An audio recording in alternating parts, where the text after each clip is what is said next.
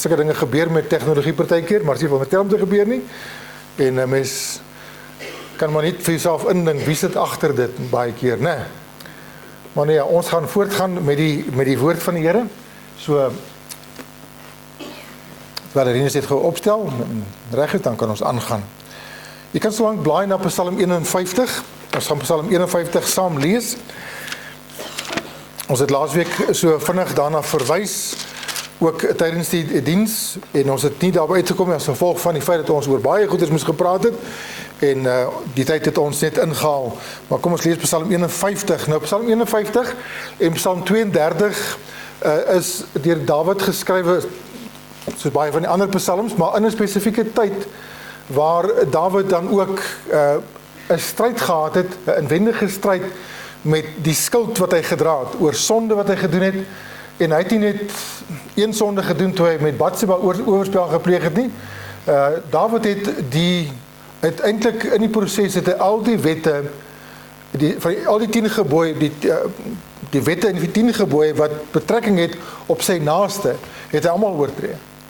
So, Dawid was geweldig met skuld oorlaai gewees, en as mens nou gaan kyk ook in die gedeelte waar ons lees in Samuel, dan het hy vir omtrent 'n jaar lank, het hy met hierdie stryd in sy binneste rondgeloop, en wat hy het nie bely het nie, en wat hy maar aangegaan het, en wat iets wat baie kinders van die Here vandag ook maar doen, dat wanneer daar sonde gedoen is, dan wil ons so gou as moontlik aangaan, en agter die rug en dan gaan ons 'n ontkenning in, of ons probeer het wegpraat, soos laas nog ook oor gepraat het, en Dawid het vir jaar lank het hy met hierdie stryd, het hy aangegaan, totdat Nathan, die profeet by hom gekom het, en deur die eenvoudige illustrasie wat hy gebruik het, vir Dawid by die punt gebring het, wat hy besef het, hy het gesondig, en wat hy erken het, dat hy gesondig het.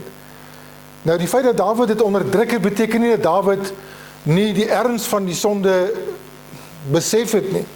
Hy wou net nie daarmee deel nie. Hy was net nie gereed daarvoor, en hy het probeer wegsteek. Maar die Here weet daarvan, en dit het uitgekom op daardie manier, en toe skryf hy hierdie 2 psalms oor sy tydperk, daardie jaar, wat hy in stryd was. Veral Psalm 32 praat hy van hoe hy hierdie innerlike stryd gehad het, hoe hy eintlik gewig verloor het, sy eetlus verloor het, as gevolg van hierdie inwendige stryd wat hy gehad het, en hoe hy absoluut in onrustigheid was die heeltyd, terwyl hy hierdie sonde nie voor die Here gebring het nie. So Psalm 32 en Psalm 51 skryf hy dan op grond van hierdie hele ervaring wat hy gehad het. En as jy nou mooi kyk in Psalm 51, dan sien mens ook watter woorde hy gebruik om sy sonde te bely, watter uitdrukkings hy gebruik om vergifnis te vra. En dan sit alles aan by die woorde en die uitdrukkings wat ons vanmôre ook gaan hanteer. So ons lees gou daar van vers 1 af vir die musiekleier, 'n psalm van Dawid, toe die profeet Nathan na hom gekom het en nadat hy by Batsheba ingegaan het. Wees my genadig, o God, na u goedertierenheid. Delg my oortredinge uit, na die grootheid van u barmhartigheid. Was my heeltemal van my ongeregtigheid en reinig my van my sonde. Want ek ken my oortredinge, en my sonde is altyd deur voor my.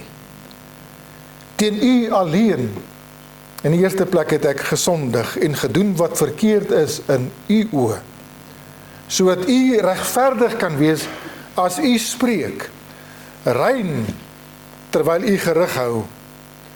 Nou vat hy terug na die oorsaak. Waar kom het vandaan? Kyk, in ongeregtigheid is ek gebore. En in sonde het my moeder my ontvang, soos dit, en dit geld vir alle mense. Dis nie net Dawid wat in sonde ontvang en gebore is nie, dis alle mense.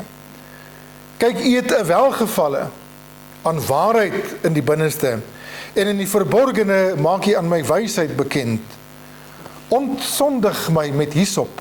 Nou, hyssoptak het hulle gewoonlik gebruik, wanneer hulle die bloed besprinkel het, en dit was 'n daad gewees, wat saam met die reiniging van sonde gepaard gegaan het. Nou sê, ontsondig my met hyssop, dat ek kan rein wees, was my, dat ek witter kan wees as sneeu.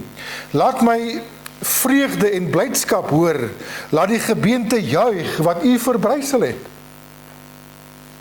Die gevolge van sonde vat selfs aan jou fisiek. Verberg u aangesig vir my sondes en delg uit al my ongeregtighede. Skep vir my 'n rein hart, o God, en gee opnuut in die binneste van my 'n vaste gees. Verwerp my nie van die aangesig en neem die Heilige Gees nie van my weg nie. Gee my weer die vreugde van u heil, want hy het dit verloor. En ondersteun my deur 'n gewillige gees. Ek wil sondaars, ek wil oortreders u weer leer, dat die sondaars hulle tot u kan bekeer. Red my van bloedskuld, o God, God van my heil, laat my tong u geregtigheid uitjubel. Here, open my lippe, dat my mond u lof kan verkondig, want hy het sy loflied verloor. Want u het geen lus in 'n slagoffer nie, anders sou ek dit gee. In brandoffer het u geen behaag nie. Die offers van God, met betrekking tot sonde, is 'n gebroke gees, 'n gebroke en 'n verslae hart, sal u, o God, nie verag nie. Gaan net tot daar lees. Dis Dawid, en hoe hy sonde gesien het, en nadat sy oë oopgegaan het en die oortuiging gekom het, en hy eerlik met sy sonde begin deel het, en voor die Here met sy sonde gegaan het. Eerlik, opreg. En hy gebruik 'n hele paar verskillende woorde, soos oortredinge en sonde en ongeregtigheid en so aan. Uiteindelik is dit net maar sonde, wat hy bely het voor die Here. Ons is besig met feite oor God se vergifnis. En as jy daar kan sien op die bord, ek het vir 2 prentjies daar gesit. En terwyl ek in die week daarmee besig was, het daardie 2 prente met my diep gespreek. En ek wonder of jy iets raak sien in daardie 2 prentjies, want ons het laas Sondag oor die ene gepraat in die linkerkant, sonde, wat 'n las op 'n mens is. Sonde wat 'n mens bind. En dit is een van die mooiste dinge, beste dinge om te kan hoor, as iemand vir jou sê, ek het jou vergewe. Maar as God dit vir jou sê, ek het jou vergewe, dan behoort dit ons lewens te verander. En in daardie een prentjie sien jy aan die een kant sonde, hoe dit 'n mens bind en vashou, en 'n ondraaglike las kan wees, en dat jy uiteindelik op 'n punt kom wat jy voel, ek kan dit nie langer saam met my sleep nie. Dit is net te veel. Die tweede prentjie, die kruis wat Jesus gedra het, sy gewig, spreekwoordelik, lê nie in die hout nie, maar in die sonde wat in daardie kruis vasgenaal was. Want dit was die gewig van jou en my en die wêreld se sonde, wat Jesus op pad kruis toe laat struikel het, onder die gewig. En hy het opgestaan. En hy is in daardie kruis, is hy sonde gemaak, terwille van jou en my. As gevolg van jou en my. Vergifnis is seker een van die kragtigste, mees lewensveranderende boodskappe in die Bybel. Want dit lê die grondslag vir nie net om hemel toe te gaan, maar om op aarde 'n verskil te maak terwyl ons lewe.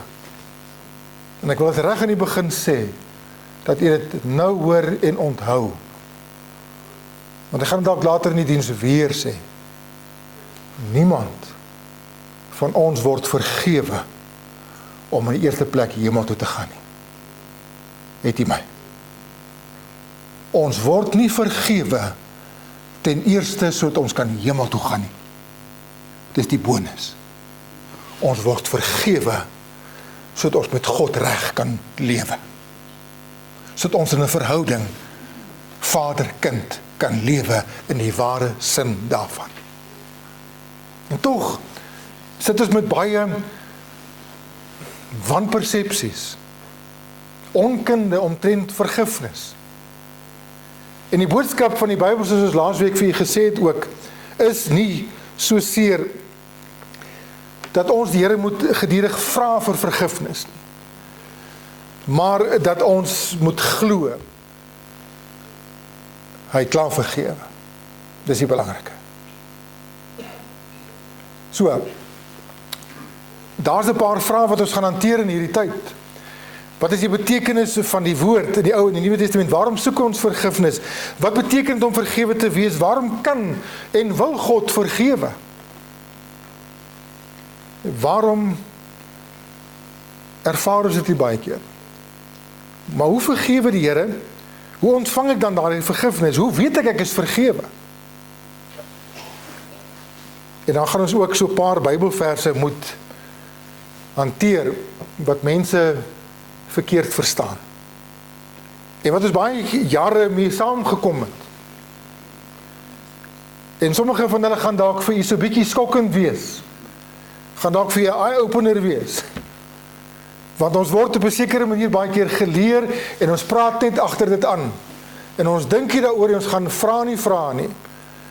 En ek het Dinsdag aand by die groepie iets met hulle gedeel wat vir my self onlangs eers 'n groot openbaring was. Nadat ek na baie jare dieper gaan krap het, want iets het nie vir my sin gemaak nie. Ons almal ken die Onse Vader gebed, né? En vergewe ons skulde soos ons ook ons skuldenaars vergewe.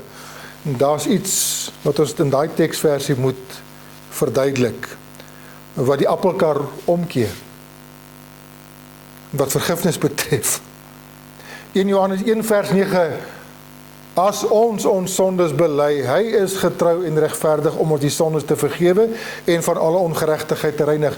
Hoe moet ons daardie versie verstaan as ons sê, maar ons is dan klaar vergewe?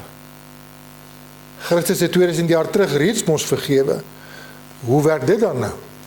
Maar goed, ons gaan daardie vraag gaan ons antwoord, want het is belangrik dat 'n mens met die Bybel eerlik omgaan en dat mens gaan kyk wat staan daar regtig. En dan mens gaan kyk na die oorspronklike, mens moet gaan kyk na ander vertalings, mens moet gaan mense nader wat baie groter kennis het as jy self ook oor sekere van hierdie goed is. En dit is wat ek gedoen het, sodat ek eerlik met julle ook kan wees. Maar wat beteken die woordjie vergewe? Dit het ons laasweek net so vinnig ook oor gesels. Die woordjie nasa wat beteken om op te lig, en die Hebreëse woordjie salak wat beteken om te verskoon of skoon te maak, en waar ons ook ons Engelse woordjie pardon vandaan kry. In die Grieks kry ons natuurlik 2 ander woorde, die woordjie charizomai, wat afgelei is van die woordjie charis, is die stamwoord van die woordjie charizomai, en die woordjie charis beteken gawe of geskenk. Met ander woorde, om te charizomai, die werkwoord daarvan, om te vergewe beteken, om genadiglik iemand se skuld uit te delg, dit te vereffen te kanselleer, as 'n guns wat jy aan daardie persoon bewys. Jy gee dit vir hom as 'n geskenk en nie vra nie. En daar's geen T's and C's by nie, nee, julle weet almal wat is T's and C's, nee? Terms and conditions. Is nie ons baie keer met vergifnis so werk, asof die Here T's and C's bysit by vergifnis.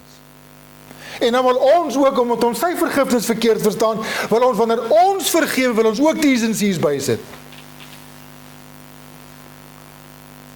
En dis nie God se vergifnis werk nie. Dis 'n geskenk. Die ander woordjie in Grieks, afimi, beteken 2 woorde, apu en eimi beteken letterlik om iets weg te stuur, om iets vry te laat, iets los te maak, 'n saak nie weer op te haal nie, om iets totaal te vergeet. Dis presies wat Johannes 1 vers 29 ook gesê het. Toe Johannes vir Jesus sien wandel, toe sê, daar is die lam van God, wat die sonde van die wêreld wegneem. Kon.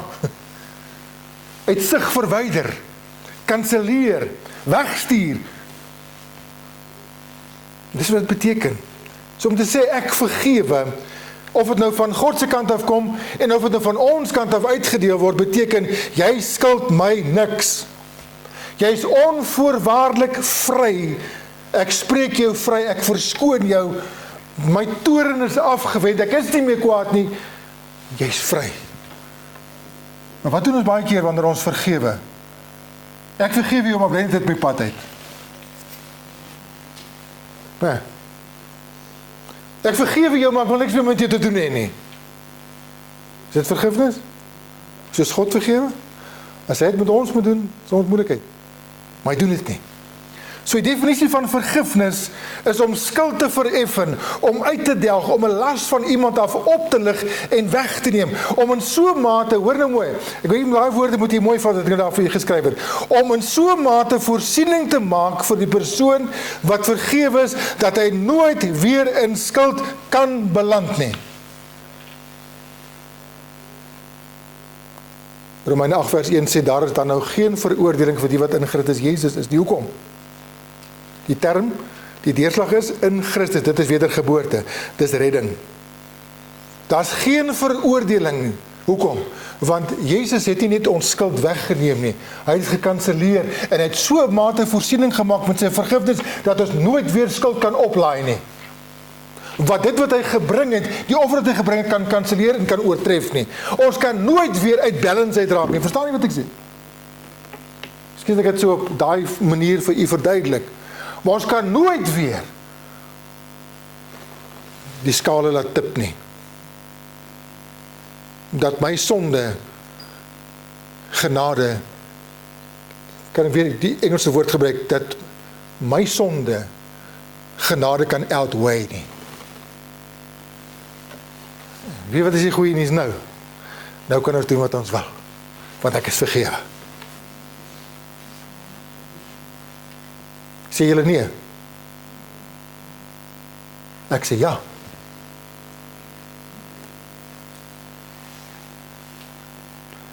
Maar omdat ek die gees van God ontvang het in my binneste, die gees van heiligheid, wil ek dit nie doen nie. Want ek wil nie my vryheid wat ek ontvang het van Christus en die vergifnis wat hy vir my gegee het, losbandig lewe nie. Ek wil heilig aan hom toewy wat hy verdiende. Ek skuld hom my alles. Nie omdat ek verplig is nie, maar omdat ek wil. Ek wil nie daar lewe nie. Ek wil nie teruggaan na sonde nie, want sy vergifnis was so groot geweest. Dit verander die binnekant. In jou mind is daar 'n bekering omtrent sonde. Maar iemand wat die gesindheid het, en hoor mooi, is dit môre dalk by jou val. Enige iemand wat sê ek is vergewe, en die Here het my klaar vergewe, ek kan maar doen wat ek wil, en ek worry nie daaroor nie. Jy is so ongered soos 'n klip met daai gedagte. Want jy het nie 'n klou wat Jesus gedoen het, en verwerf het, en betaal het om dit vir jou en vir my te kan doen nie. Daarom sê Paulus in Romeine 6, hy sê, sal ons in die sonde bly, omdat ons nie meer onder die wet is, wat my veroordeel, maar onder genade. Dan antwoord hy homself. Dan sê hy nie stellig nie. Nou dink ons baie keer, daai woordjie in die Grieks, nie stellig nie. Nee, ek veronderstel daarom nie so nie. Daai woordjie nie stellig nie, is die sterkste vorm van ontkenning in die Grieks. En in ons Afrikaans is hy swak vertaal. Daai woordjie nie stellig nie beteken, nee, hoegenaamd nee. Nee, volstrek nooit. Dis wat dit beteken in daai teksvers. Ander woorde, omdat ek vergewe is, kan ek maar maak wat ek wil. Nee, nooit nie. Hoe kan ons in die sonde bly? As ek vergewe is, teen so 'n prys. Hoe kan ek voortgaan en sê ek is 'n kind van God, maar ek lewe in sonde en ek is gelukkig soos 'n vark in die modder in my sonde. En dit pla my nie. Kan jy gered wees as jy dit doen? Nee. Want is teen jou natuur. Dit kan nie so wees. God se vergifnis, ek sê weer, as mens na dit gaan kyk, en hoe meer ek daarna kyk, hoe meer verbuisterend raak het vir my. Skokkend. Die manier wat God vergewe is net eenvoudig overwhelming. Want dit is lynreg teen dit wat ek en jy dink dit is. En wat ons baie keer vergifnis sien en verstaan. Dit is radical, ekskuus vir die woord.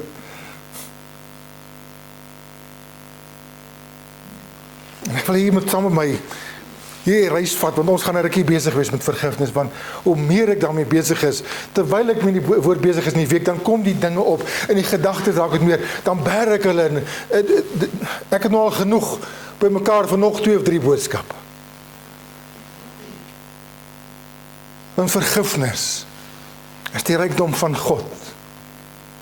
En die belofte van vergifnis is net eenvoudig oorweldigend. Ek wil iets by sê vanmôre ook rondom dit. Ons kan partykeer ons verwonder, en dit is reg, om ons te verwonder oor die beloftes wat God gegee het omtrent vergifnis, en ek gaan nou 'n paar met u deel. Maar weet jy, dit is my groter, en waarby moet ons eindig? Waarby moet ons uitkom? Is nie by die belofte nie, maar die een wat die belofte gemaak. Want dit gaan oor hom. Jou woordjie awesome het al kom in geraak. Maar hy's pas hier. What an awesome God. What an awesome gift. The gift of forgiveness. Hoe vergewe God as hy sê, ek delg jou oortreding uit soos 'n nevel. 'n Nevel is soos 'n damp. En jou sonde soos 'n wolk. Daai woordjie ek delg uit beteken ek veer dit uit. Ek skryf dit af. Trek 'n kruis daardeur, trek 'n streep daardeur, ek kanselleer dit uit.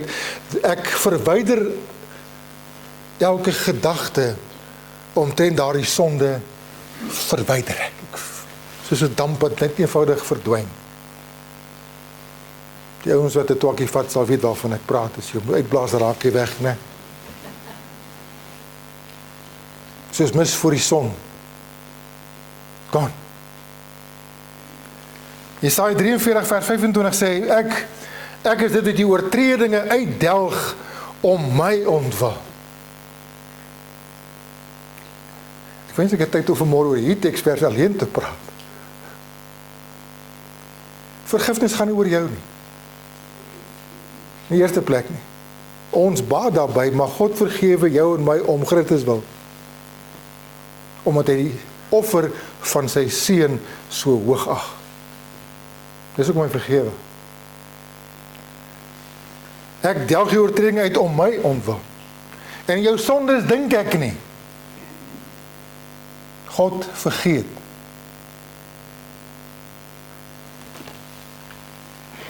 Maar ons vergeet nie, né? Maar God kan vergeet en hy wil vergeet en hy vergeet. Want dis 'n keuse wat hy maak. As gesonde uitgewis is, en dan kan God nie meer daarin dink nie, want dit is hy het self uitgevee en doen hy dit oordentlik. Dit bestaan nie meer nie. It's gone. Maar ons herinner onsself baie keer daaraan, want ons sit met 'n gewete wat ons pla, en omdat ons nie rus in vergifnis nie, dan dink ons weer daaraan. En die duiwel is ook baie goed om ons daarin te herinner, en hy gebruik baie keer mense ook, né? Om ons te herinner. Onthou jy nog? Onthou wat ek vir julle gesê het, eendag, 1 of 2 keer al, en seker nie afgelope 20 jaar plus, as die duiwel jou herinner aan jou verlede, herinner hom aan sy toekoms. Want hy wil ons aan ons verlede herinner, sodat ons gebuk kan gaan onder 'n sonde veroordeling, onder 'n las wat ons nie meer hoef te dra nie. Dis denkbeeldig. As Jesus sê, ek het dit uitgedelg, ek dink nie daaraan nie. Psalm 103 vers 12, sy volgende versie wat sê, so ver as die ooste verwyderd is van die weste, so ver verwyder hy ons oortredinge van ons. Hoekom sê hy dit? Want die noorde en die suide het vaste punte. Die ooste en die weste is van mekaar verwyderd onmeetbaar. Hoe ver verwyder hy ons oortredinge van ons nie? Noord-suid nie, oos-wes. So ver as die ooste van die vuiste verwyder is, onberekenbaar. Verwyder hy het vir ons af.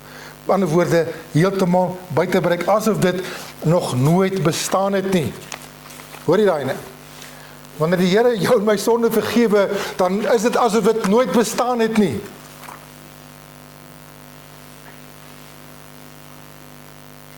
Dis dan, ek dink hom nie so nie.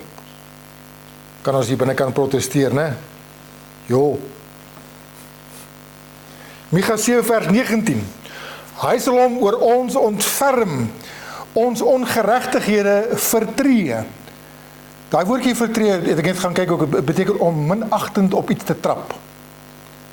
Ja, U sal al hulle sondes in die diepte van die see werp. Die diepste plek in die see staan bekend as die Mariana Trench.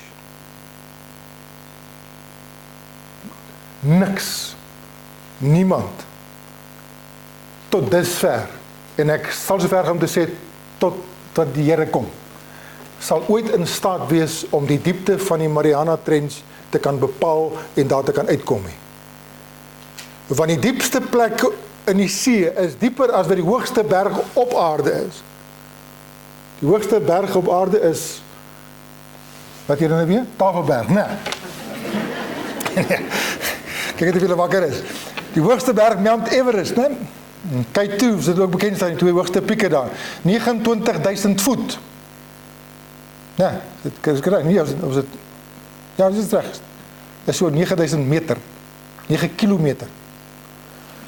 Hulle bereken op hierdie stadium dat die Mariana Trench dubbeld so diep is as wat Mount Everest hoog is. God sê, hy werp ons sondes in die diepte van die see. Wat beteken dit vir jou en vir my? Onbereikbaar. En alles wat 'n sekere diepte in die see bereik, word as gevolg van die druk net eenvoudig gecrush. Ons moet prakties weer hierdie goeders begin ding. As die Here sê, hy gooi die diepte van die see, wat het daarmee geword? Crushed, gone. Onbereikbaar. In die dieptes van die see. Vers wat ons almal mee, baie keer, dink ek, meeste van ons mee groot geword het.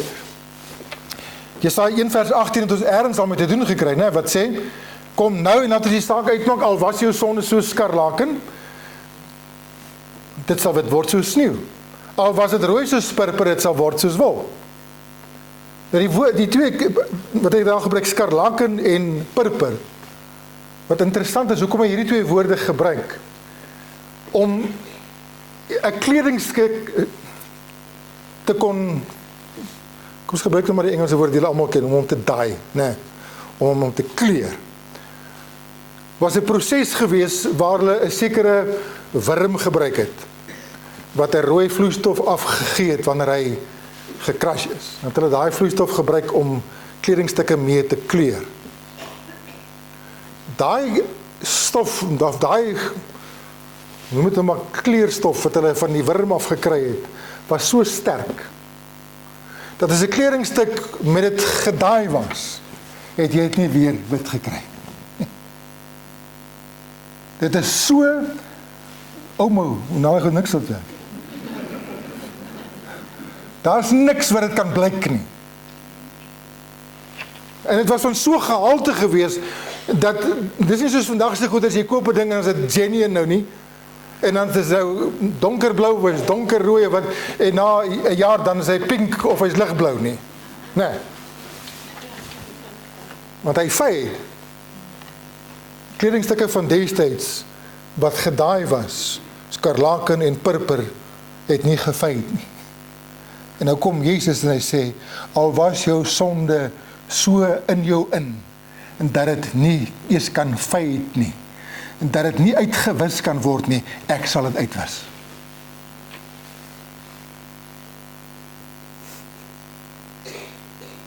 Verstommend. Dis God se vergifnis. Hoe sien jy jou sonde? Ek sal seker nooit van dit loskom nie. Hierdie ding is so 'n deel van my geword, ek het met dit groot geword, dis maar hoe ek is gedaai. Maar die Here sê, ek sal jou reinig, witter as sneeu. En as ons na sneeu kyk, hoekom sal die Here sê, witter as sneeu? Sneeu is dan spierwit. En as jy kyk na sekere prentjies, jy kom in sneeu self, dan jy kyk na dit, dan kan dit nie witter as dit is skitterwit. Hoekom sê hy witter as sneeu? As ook 'n rede daarvoor, as mens mooi gaan kyk na die natuur. Hoe word 'n sneeuvlokkie gevorm?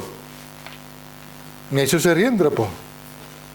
Dit word gevorm rondom stofdeeltjies, waar 'n kondensasie begin plaasvind, en dan afkoeling, dan vorm 'n sneeuvlokkie of 'n waterdruppel.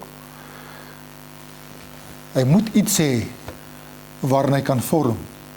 Dis gewoonlik stofdeeltjies of onsuiverhede wat in die atmosfeer is. So in die kern van selfs 'n mooi sneeuvlokkie is daar 'n onsuiverheid. Jesus sê witter as sneeu. Ek haal die onsuiverheid uit jou uit. Ek was jou heeltemal. En ons sukkel om onsself so te sien en om dit te aanvaar. Ek gaan nog eenetjie doen. Jesaja 55 vers 7 sê, laat die goddelose sy weg verlaat en die kwaaddoener sy gedagtes en laat hom tot die Here bekeer, dan sal hy hom barmhartig wees en tot onze God, want onze God vergeef menigvuldiglik. Nou dat ek het na Kiesdag is dit 70 maal 7. Toe Petrus by Jesus kom te vra vir hom, Here, hoe moet ek iemand vergewe? 7 keer? Want 7 keer is ons nou, dis nou al klaar 'n bietjie ver. Ek meen, as die derde keer nie wil hoor nie, en ek kom my derde keer al met en sê, hoe ek het nou alweer gedoen? Of was, ek het alweer. Wat doen ons dan? Hoor jy is besig om my tyd te mors. Jy is besig om my vergifnis te mors. Nog hierdie een keer. Maar doen dit weer, dan vergewe ek jou. Dis wat ons doen, né? Jesus sê vir Petrus, nee, nie 7 keer nie. 70 maal 7 keer. En nou kan ons nie sommetjies maak nie, en sê 490 keer nie.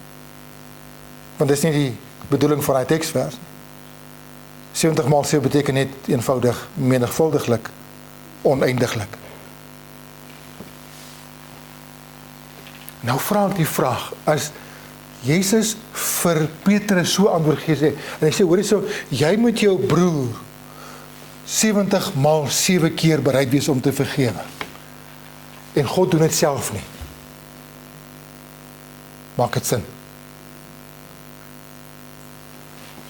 Nou moet ek weer, daai gedagte moet ek keer, wat mense beteken, sê, maar hoor, okay, so, Here gaan my in elk geval vergewe. Nee. Jy is buite God se wil, en buite orde. Teen die woord as jy dink, genade gee vir jou 'n lisensie om te sondig. Genade gee vir jou krag om nie te sondig nie. Dis die verskil. So 70 maal 7 keer. Om vergifnis te kan beleef is een ding. Om vergifnis te vra en vergifnis te kan ontvang is een ding. Maar om vergifnis te beleef is nie almal se werklikheid nie. Want ons glo dit baie keer hier. Maar jy gaan vergifnis die dag in jou binneste ten volle beleef. En jy gaan jou geestelike deurbraak kry wanneer jy dalk al vir baie lank vra en soek. Die dag wanneer jy vergifnis en sonde ewe ernstig opneem.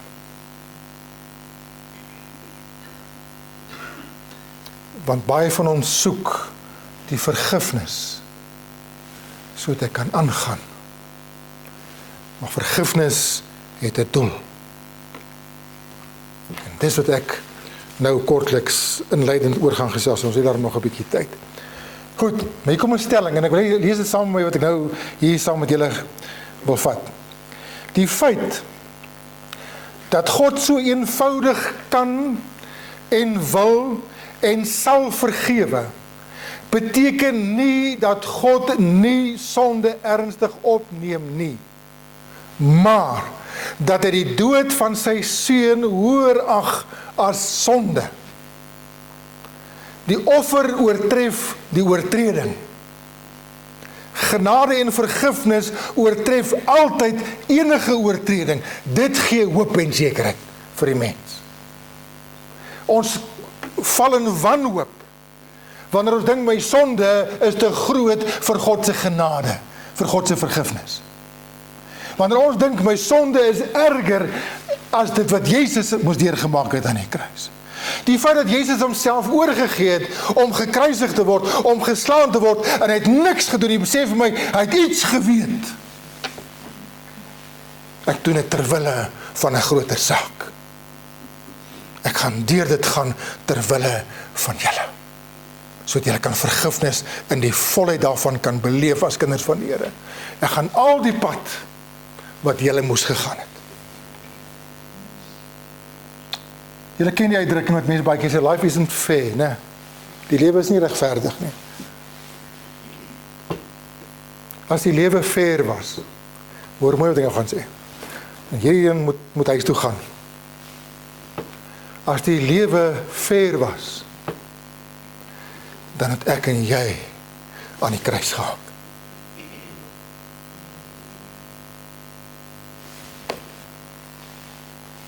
En nie Jesus nie. Soos God vergewe, kan en moet ons ook vergewe. Dieselfde beginsel toepas, waar my vergifnis altyd die oortreding wat iemand oor my begaan het, oortref.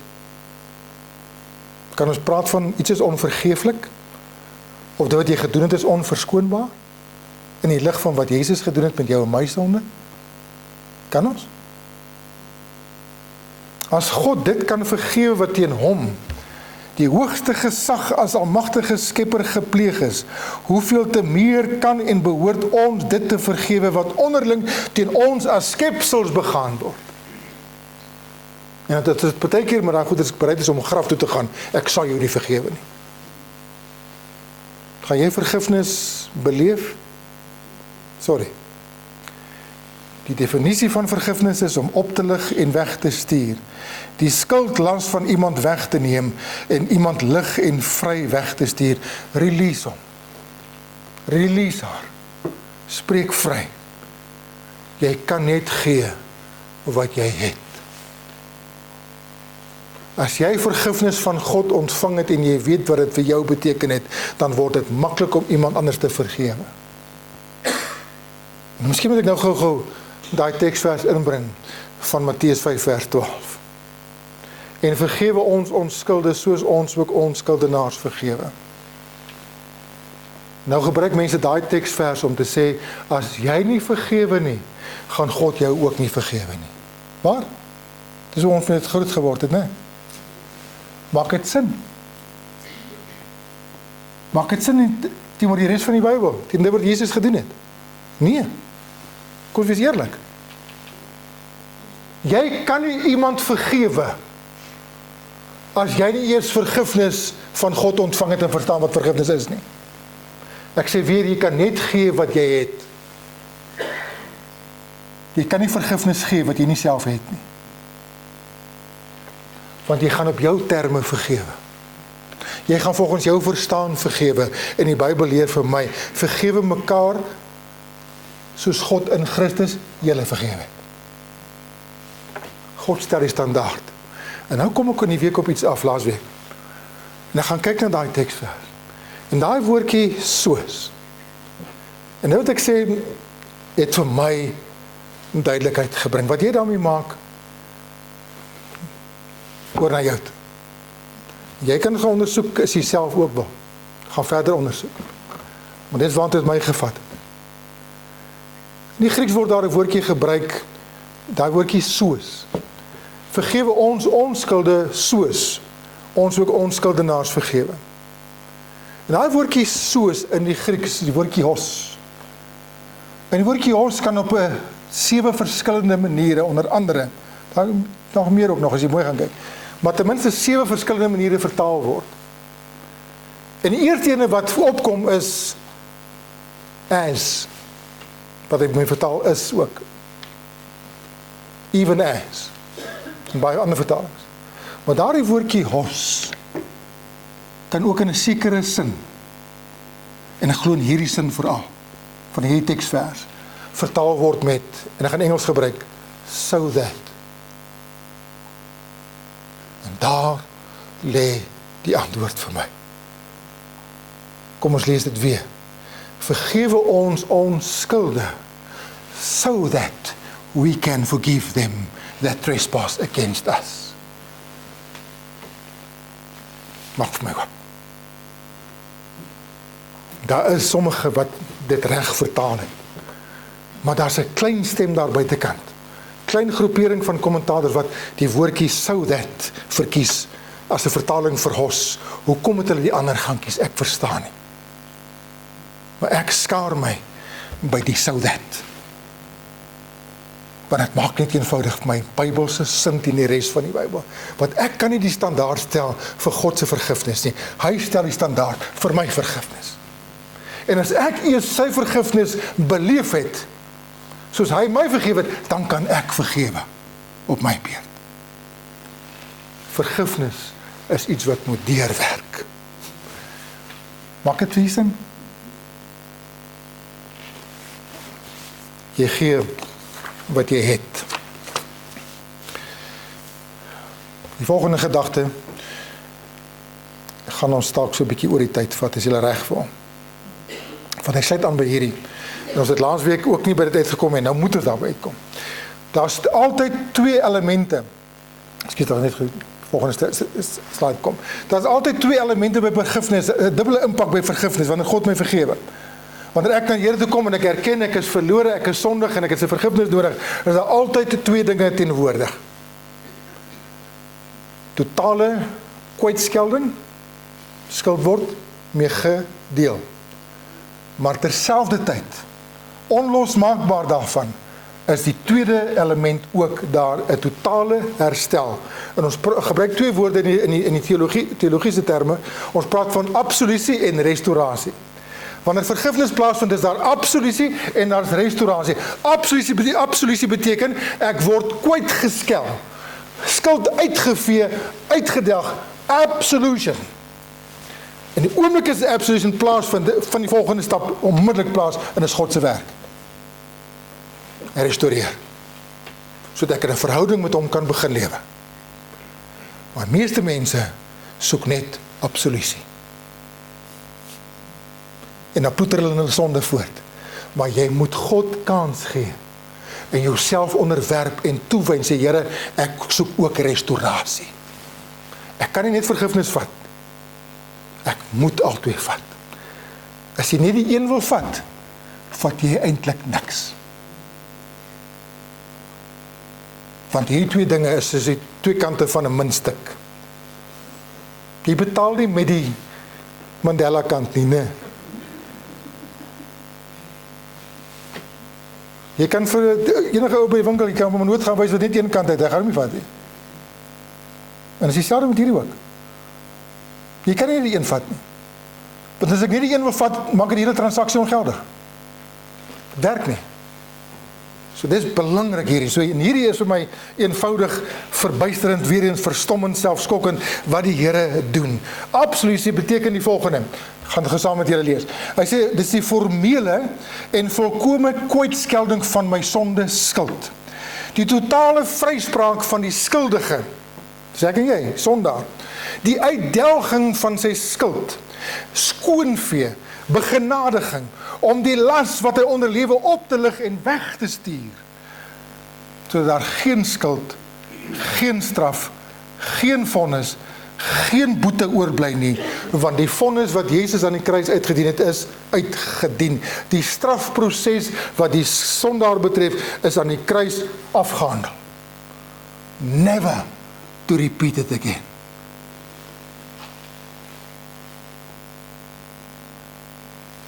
Restaurasie is om die skuldenaar wat hom tot God bekeer het en wat vergifnis gaan soek het en wat nou vergifnis ontvang het, al hierdie voordeel ontvang het, in 'n posisie te plaas waar hy of sy nooit weer 'n skuldenaar kan wees nie, nooit weer gestraf mag word nie, nooit weer onder skuld gebuk hoef te gaan nie, want Jesus het dit klaar gedoen.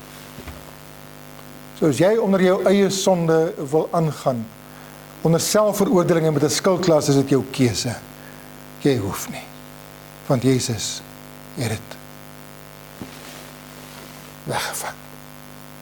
Om herstel te word in status en verhouding van 'n skuldenaar en veroordeeld tot kind van God en erfgenaam van Christus Jesus. Dis restaurasie. Hoeveel kinders van die Here wat sal vanmôre hier sit of hierna luister, het hierdie openbaring al gekry. dis wie ek is. En dis wat Jesus vir my gedoen het. En ons wil nog effort insit. Ek probeer so hard om 'n Christen te wees. Stop het. Die woordjie vertrou Jesus as my persoonlike saligmaker en verlosser is om te rus in wat hy gedoen het. En ek kan niks daar byvoeg nie. He's done it all. Volmaak. Vir altyd. So absoluut, kwytskelling beteken dan ook, ek ontvang nuwe status en verhouding, né? My status is nou, ek is nie meer verlore nie. Ek is nou kind van God. Ek is nie nou 'n geredde sondaar nie. Daar bestaan, dis 'n verkeerde uitdrukking. Jy is of gered of jy is nog 'n sondaar. So met ander woorde, wat ek eintlik wil sê is, as jy gered is, doen jy nie meer sonde nie. Nee. Ek is gered. Maar ons doen nog sonde. Maar dit is nie gewoonte nie. Ek is gered. Ek ontvang nuwe status. Nie die twee dinge. Status is my nuwe identiteit in Christus, wie ek nou is. Ek is verbind aan hom. Die Bybel sê ek is 'n nuwe skepsel, ek is kind, ek is erfgenaam. Ek is nie meer verlore nie, ek is nie meer 'n skuldenaar nie, ek is nie meer 'n veroordeel nie, ek is nie meer 'n verhoorafwagtende nie. Ek is verlos. Ek is vry. Verhouding beteken, ek wandel met die Here as sy kind in liefde, in gehoorsaamheid. Ek word gelei deur die Heilige Gees, want dis wat gebeur by absolutie en by restaurasie. Ek het absolutie nodig, sodat die Heilige Gees kan kom intrek nie. Want die Heilige Gees deel nie 'n troon met sonde nie, in my lewe nie.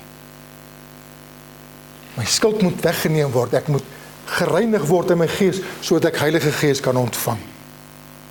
En dan begin die verhouding. Geleid deur die Heilige Gees word ek verander, vrug van die Gees neem vorm aan, my karakter word meer soos Jesus, daar's 'n honger na die woord, daar's gebed, daar's heiligmaking wat teenwoordig is, daar's toewyding en afsondering. En nou kom die ding wat belangrik is. Wanneer jy gered is, en ek het dit wat Jesus my aan die kruis gedoen het, het ek met my arms omhels, en ek sê, Here, dankie dat U vir my gesterf het, my skuld betaal het, dat het uitgedelg is, en al die gedagtes, wat Jesus met my sonde gedoen het. Daardie oomblik as ek verstaan, en weet, en glo, en rus daaraan, my sondes is vergewe, moet ek nou nog sondig bly? En het doodse stilte daal neer. Jy kan het doen as jy wil, maar dan moet ons moet belydenis reg verstaan. Wat beteken belydenis? Ag, Here, asseblief vergewe my. Is dit belydenis? Nee. Dis vrae wat jy reeds het. Wat is belydenis? Belydenis beteken, die stamwoordjie vir belydenis beteken om saam te stem. Om toe te gee. Op ander woorde, die oomblik as jy as kind van God sondig, wat maak jy? Ek bely dit. Ek sê, Here, U is reg. Die oortuiging in my hart, wat ek het verkeerd gedoen, ek het oortree. Dankie dat U my vergewe het. Ek bely twee dinge, jy gehoor? Ek bely dat hy reg is met die oortuiging, dat ek teenoor hom gesondig het, en ek bely 'n waarheid, hy het my vergewe. Dit is belydenis. Ek stem saam met dit wat ek gedoen het, maar ek stem meer saam met dit wat hy gedoen het. Die lig is aangegaan. Ek hoop so, want hierdie is belangrik. Jy vra nie vergifnis of bely nie sonde sodat jy vergifnis ontvang het nie. Ek bely sonde omdat ek reeds vergewe is. Terwille van my verhouding. Daar's twee dinge wat gebeur. Onthou wat ek vir gesê het, jy het status en jy het verhouding, né? As 'n kind van God is, kan daai status verander. Nooit nie. Nooit weer. Want ek word gered. Ek wil vanmôre vir u ietsie sê, wat min mense regtig mooi besef. Vader, Seun en Heilige Gees is betrokke in jou en my redding en sekuriteit, dat ek nooit weer verlore sal gaan nie. Jy het dit geweet. Ons kan maklik praat as God sal nooit te verlore gaan nie. God die Vader sê, Jesus het gesê, niemand sal julle uit my Vader se hand ruk nie. My Vader is sterker as almal. Niemand. Jesus sê, ek is met jou. Jy is in my. Die Heilige Gees sê, ek het jou verseël. So my status kan nie verander nie. Ek het al die uitdrukking of die vergelyking gemaak, by ander geleentheid ook, dit is oor is man met dieselfde gepraat het. Die dag wanneer jy trou, dan verander jou status, nee. Gewoonlik. Veronderstel. En dit het dalk 'n bietjie meer betrekking het op die vrou se kant, wat dit meer illustreerbaar is. Alhoewel deesdae trou die ouens, die vrouens hulle hou hulle van ook sommer. Maar my status verander, nou is ek nie meer, kan ek my vrou gebruik, sy is nie meer, ons is gister 39 jaar getroud gewees. Nou is dit nie meer mevrou Hindel, of mejuffrou Hindel nie. Die oomblik toe ons trou, toe verander haar status, sy word mevrou Bessela. En nou sê mevrou Dominee Bessela. Sy ook glad nie daarvan, hoor. Ek maak dit 'n joke. Maar haar status verander en sy word mevrou. Ek kan nie onthou nie, dis te lank terug. Maar kom ons vat net 'n voorbeeld. So 'n paar dae in die huwelik in, stry ons oor iets. En ons sommer elkeen in sy eie kamer gaan slaap. Volgende opstaan, is sy nie meer mevrou Besselaar nie, nee.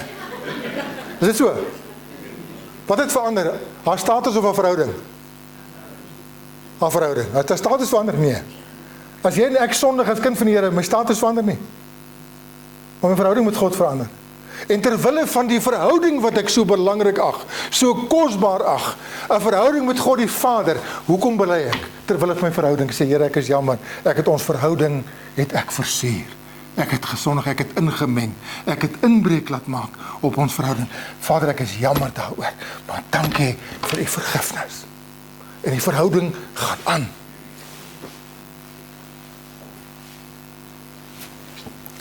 Dus, ek kan het nie eenvoudiger as dit nie.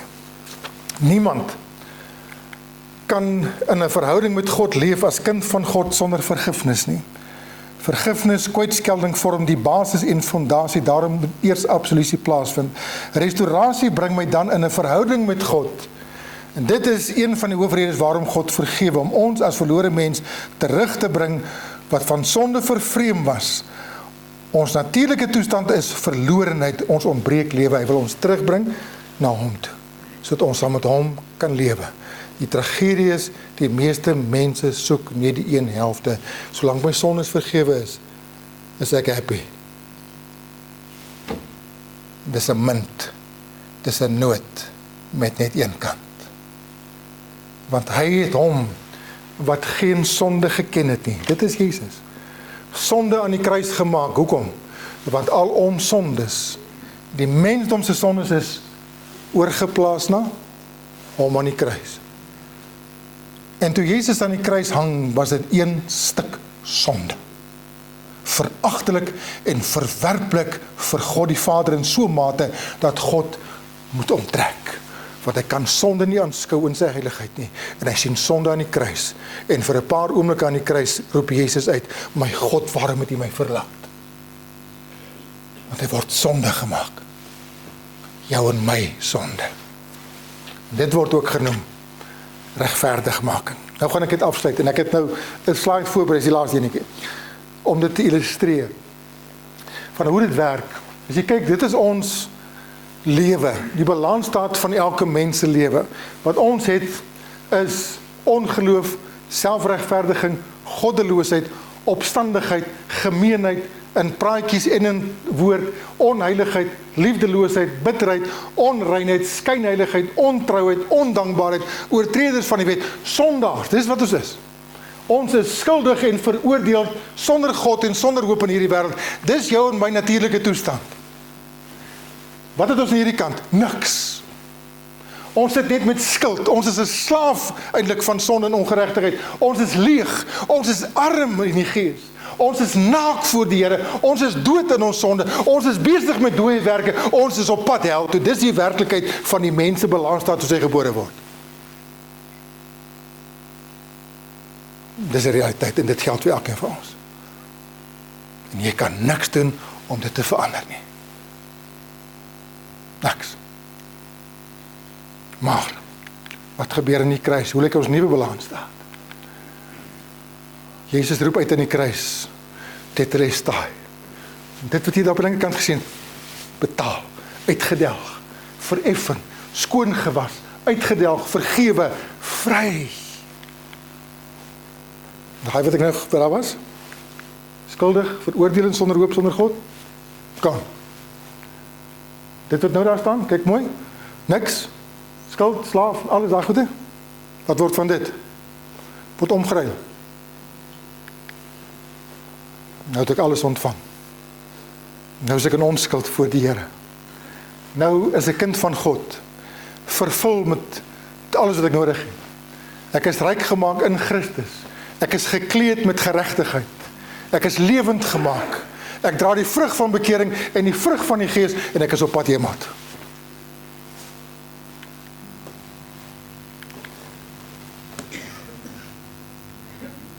Onder watter balans staat lewe jy? Welgeluksalig is hulle wie se oortredinge vergewe is. Die woordjie nasa, om op te lig. Wie se sonde bedek is, kassa, is oordek, covered, beklee. Welgeluksalig is die mens aan wie die Here die ongeregtigheid nie toerekening nie. Dit is nie meer op sy rekening nie. Dit word nie meer in berekening gebring nie. Not charged against you anymore. En in wie se gees geen bedrog is nie, dis restaurasie. Nou word ek onskuldig as regverdig gereken danksy Jesus. Wil enigiemand waag om dit wat God alleen kan doen, self te probeer doen? En tog doen mense dit. Probeer nog steeds. So vergifnis is nie ten eerste daarop gemik om ons hemel toe te vat nie, maar om in 'n verhouding met God te leef tot sy eer voor ons vertrek. Dis die kruks van vergifnis. Nie om my onder die skuldklas uit te haal, maar om my onder die skuldklas uit te haal sodat ek vir iemand wat daarvoor betaal het, gesterf het, te kan lewe. Dis absolutie en restaurasie. Dit gee my status en 'n verhouding. Amen. Ek weet dis 'n mond vol gewees vanmôre. En 'n paar van die dinge wat ek daar vanmôre met julle gedeel het, gaan jy self nog moet gaan verwerk en moet gaan oordink. Gaan doen dit. Want as jy gaan ontdek, dit wat ek vir jy gesê het, is die Bybel. Dan gaan dit vas lê. Dit gaan vir jou 'n oortuiging en 'n sekerheid gee, wat jy dalk nog nie ken nie.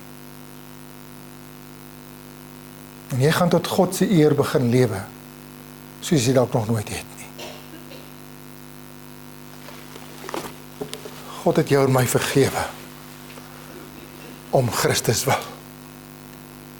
Omdat Jesus se offer so hoog was. Daarom kan en sal en moet God vergewe.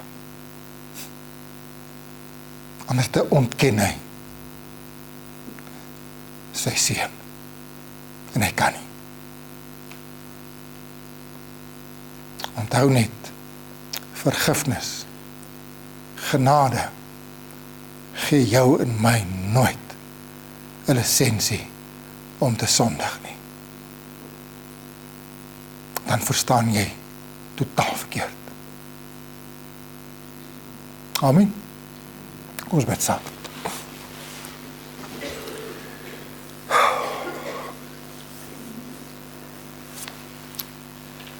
Vader, baie dankie vir u woord. En ag Here,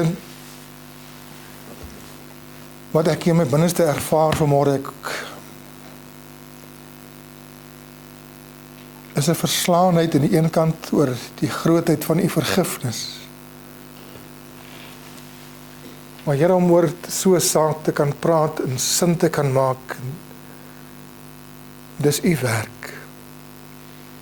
Ek het met mense gedeel wat in my hart leef, en wat ek verstaan, en wat vir my sin maak, wat vir my oopgegaan het.